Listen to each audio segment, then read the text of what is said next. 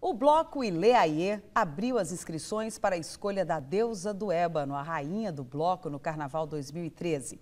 Para se inscrever, é preciso ter entre 18 e 30 anos e morar em Salvador. É preciso saber dançar, conhecer a trajetória do bloco, do carnaval e dos projetos sociais mantidos pela entidade carnavalesca. As inscrições podem ser feitas até 14 de dezembro na sede do bloco, no bairro da Liberdade, sempre de segunda a sexta, em horário comercial. A candidata deve comparecer à sede levando uma fotografia. Embora pouco conhecido pela população brasileira, o papiloma vírus humano, mais conhecido como HPV, se destaca como uma das doenças sexualmente transmissíveis mais comuns no mundo. Uma em cada 5 mulheres é portadora do vírus. Segundo o Ministério da Saúde, 137 mil novos casos são registrados no país a cada ano. O repórter Fábio Cota conversou com a ginecologista Nilma Neves sobre formas de prevenção e também os tratamentos. Confira agora.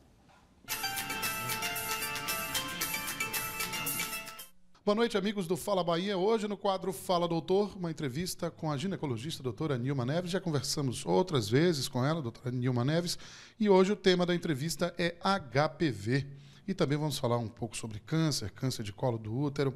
Doutora, boa noite. Alguns mitos e verdades, perguntas, dúvidas dos nossos telespectadores.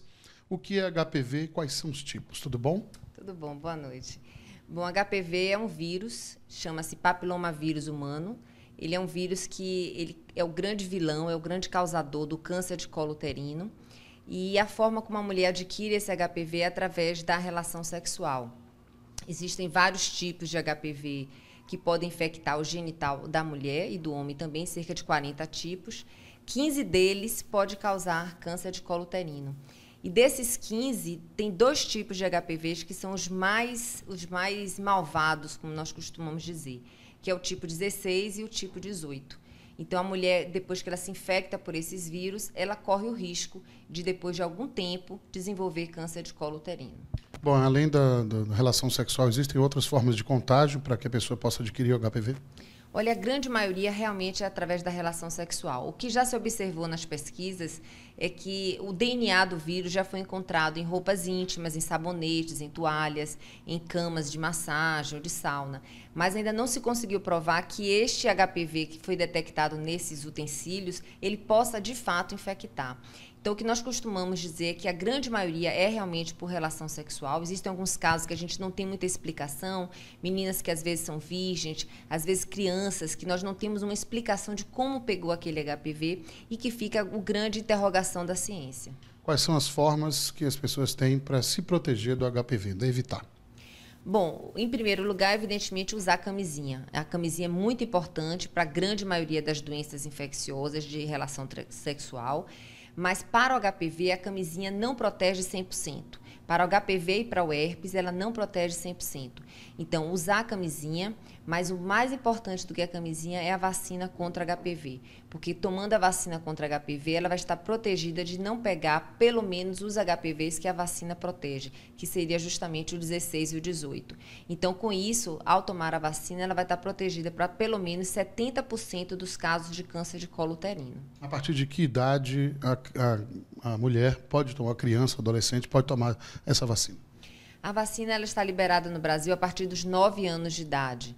Então, o ideal é que as adolescentes tomem essa vacina antes de começar a ter atividade sexual. O que nós temos recomendado é tomar a vacina por volta dos 11, 12 anos de idade. Quanto tempo a pessoa leva para descobrir quais são os sintomas, os primeiros que podem aparecer para a pessoa descobrir que está infectada pelo HPV? O HPV ele não dá sintomas.